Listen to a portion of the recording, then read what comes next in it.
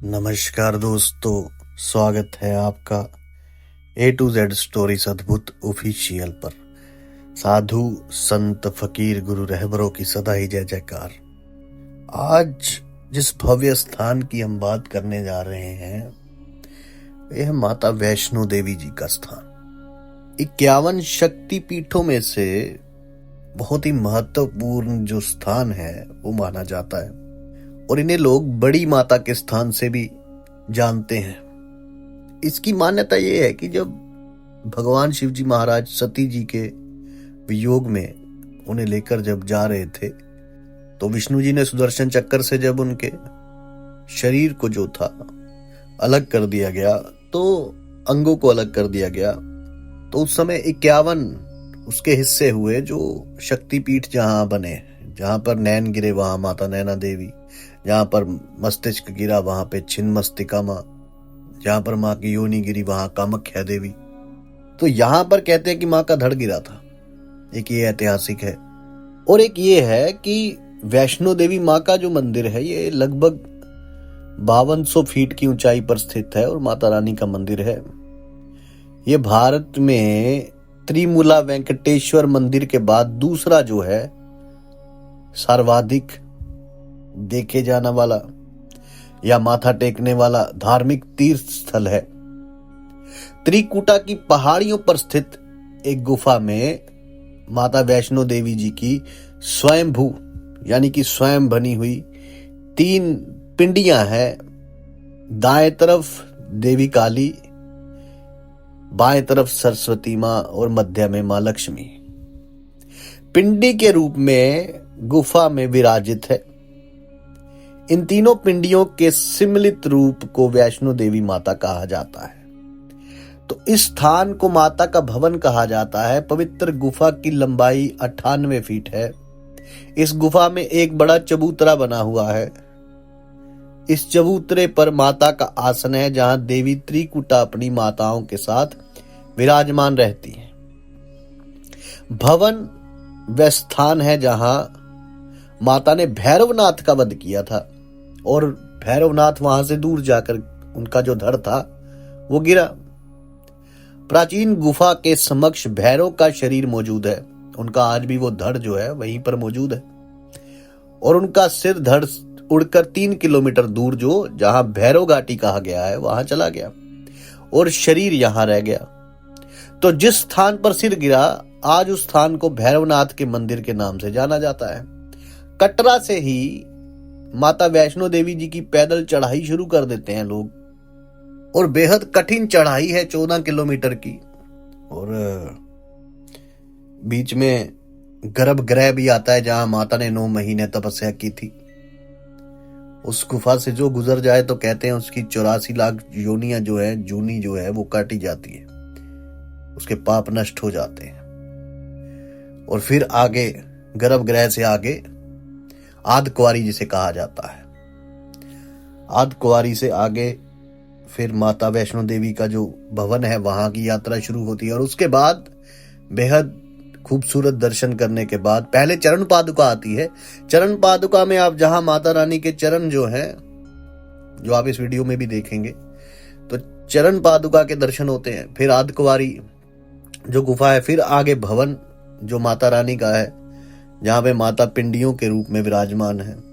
3 पिंडियां हैं, महाकाली, महालक्ष्मी और मां सरस्वती की। और फिर ऊपर जाते हैं बाद में भैरव घाटी में भैरव दर्शन करने। अब एक पौराणिक कथा है कि वैष्णो माता का जन्म जो है वो दक्षिणी भारत में रत्नाकर जो थे उनके घर में हुआ था। माता के जन्म से पहले उनके माता पिता जो थे वो निसंतान थे।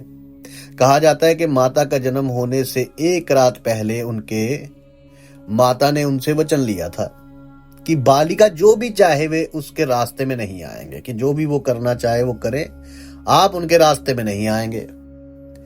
तो बचपन में माता का नाम त्रिकुटा था, त्रिकुटा रखा गया। तो माता वैष्णो जो थे वो भगवान विष्णु जी के परम भक्त थे और इसलिए उनका नाम वैष्णवी पड़ा। अब कहा जाता है कि करीब 700-800 साल पहले मंदिर का निर्माण जो है पंडित श्रीधर जी ने करवाया था। ये गुफा जो है ये बहुत पुरानी है। जो वैष्णो देवी माँ की गुफा है जो, वो तो बहुत बहुत पुरानी है। उसका तो कहते हैं कि इतिहास ही काफी लाखों पुराना है वो जो गुफा है।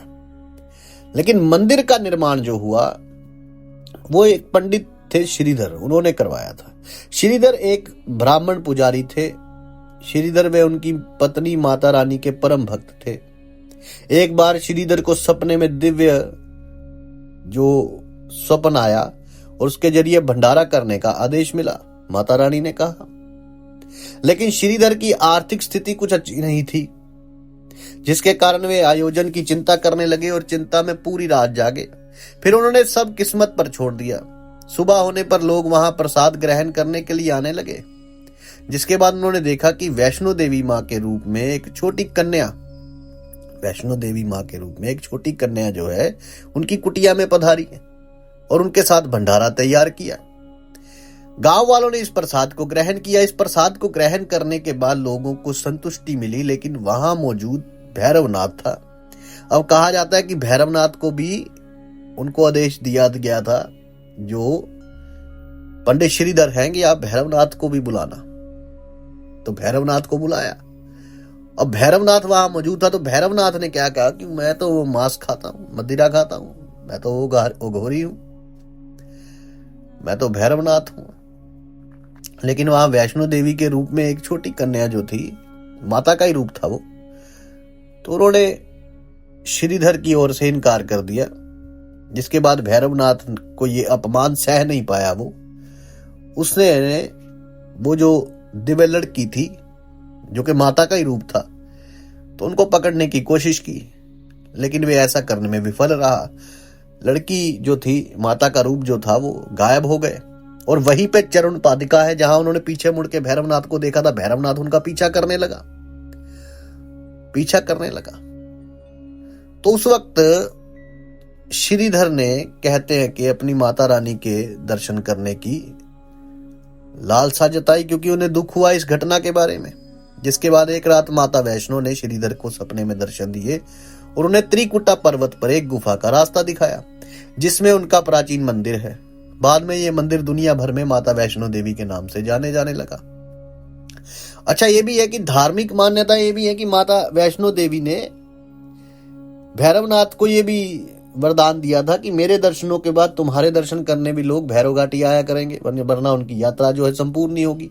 अब यहाँ क्या हुआ, कहते हैं कि जो भैरवनाथ था उसने मांस और मदिरा मांगी, तो माता ने उसे इनकार किया। उन्होंने कहा कि ये वैष्णो भक्त है और ये ब्राह्मण का घर है, तो यहाँ ऐसा कुछ नहीं मिलेगा और तू चला जाए यहाँ से। अब अपमानित तो हो गया वो, लेकिन अब उसने माता रानी को पकड़ने की कोशिश की कई बार।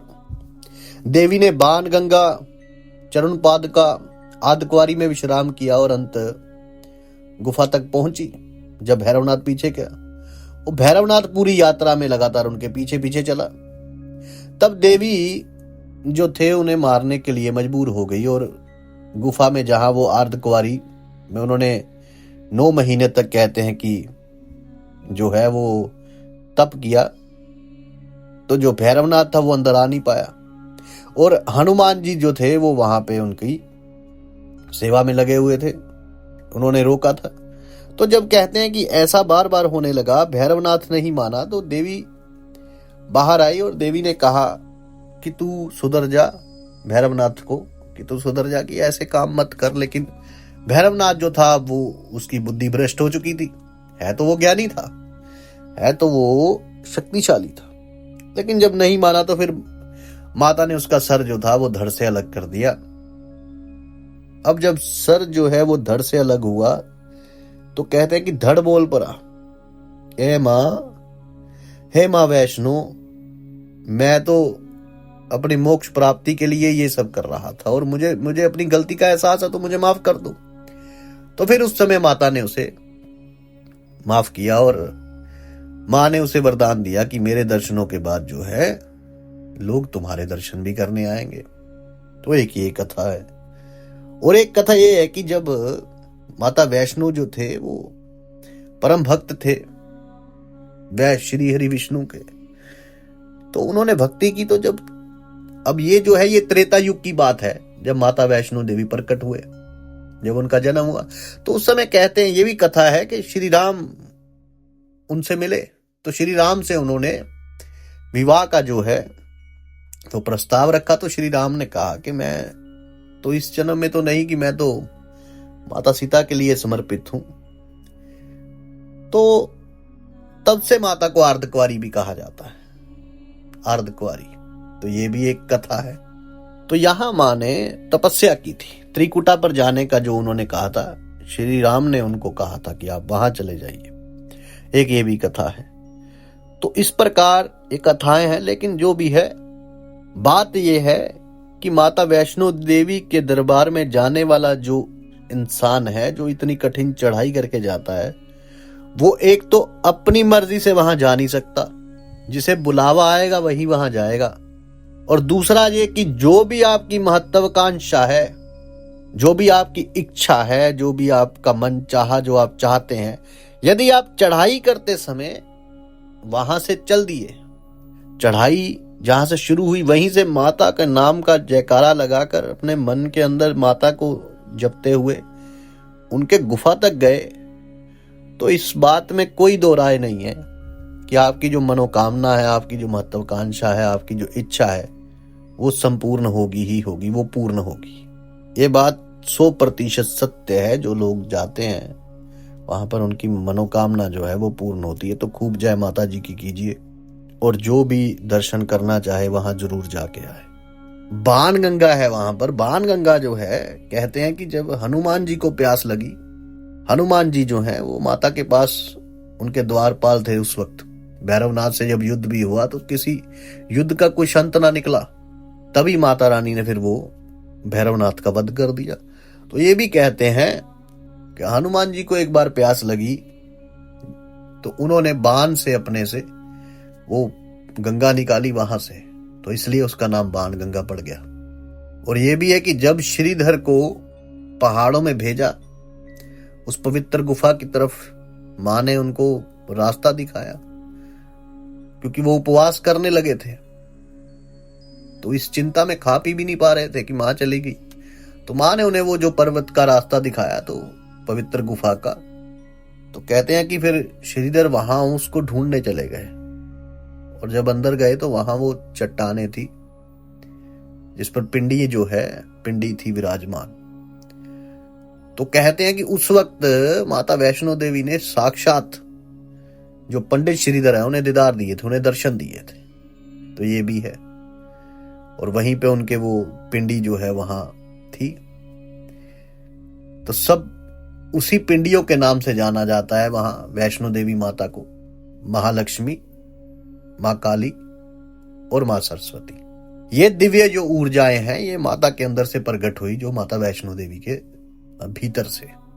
तो बात वही है कि वहां पर जाने वाला कभी भी खाली हाथ नहीं आता। और माँ जो है वो आदि शक्ति है, और माँ तो वैसे भी अपने बच्चों को कभी खाली हाथ नहीं भेजती, और वो भी इतनी कठिन चढ़ाई चढ़ के जो आए उसको तो वैसे ही नहीं। तो ये माता रानी जी का जो इतिहास है, जितना हम जानते थे आपसे साझा किया।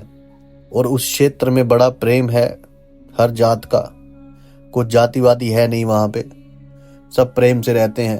आपको मुस्लिम धर्म के लोग भी मिलेंगे वहां, जो वहां पे कार्य करते हैं, उनको बोलेंगे जय माता की तो वो और भी प्रेम से बोलेंगे जय माता की। तो ऐसा बड़ा भव्य नजारा है वहां पर, और चढ़ाई करते करते भी नजारा है, और जब भवन में पहुंचता है इंसान तो और भी नजारा है। वो कहते हैं तरगी नहीं मैं तरगी लोग को, मैया दे लड़ लग गई लोग को, मैया ने कीता बेड़ा पार, मेरे मुक गए सारे झेड़े, जादी मैं मैया दी हुई, मैया आप ही कर दी मेरे नबेड़े। सो खुश रहिए, जय माता दी। साधु संत फकीर गुरु रहबरों की सदा ही जय जयकार। जल्दी मिलते हैं एक नई वीडियो के साथ, तब तक के लिए आप सबका धन्यवाद। आप सबके भीतर बसे उस परमात्मा को मेरा प्रणाम।